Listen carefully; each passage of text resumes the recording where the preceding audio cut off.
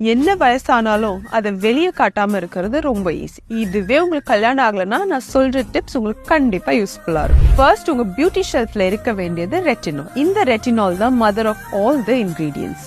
இது உங்களுக்கு acne, open pores, skin texture, wrinkles எல்லா இஷ்யூஸ்க்குமே பக்காவா ஒர்க் ஆகும். இது எப்படி இவ்ளோ கியூர் பண்ணுதுன்னா, இது வைட்டமின் ஏல இருந்து டிரைவ் பண்றது. இதுல நீங்க முக்கியமா தெரிஞ்சுக்க வேண்டிய விஷயம் என்னன்னா, பிரெக்னன்ட் விமன் கண்டிப்பா யூஸ் பண்ணக்கூடாது. மைல்டு ஃபார்ம்ல இருந்து எப்பயுமே நீங்க ரெட்டினால் ஆரம்பிங்க. 25 இயர்ஸ்க்கு மேல அப்ளை பண்ண ஆரம்பிங்க. அடுத்து மல்டி பெப்டைட் சீரம்.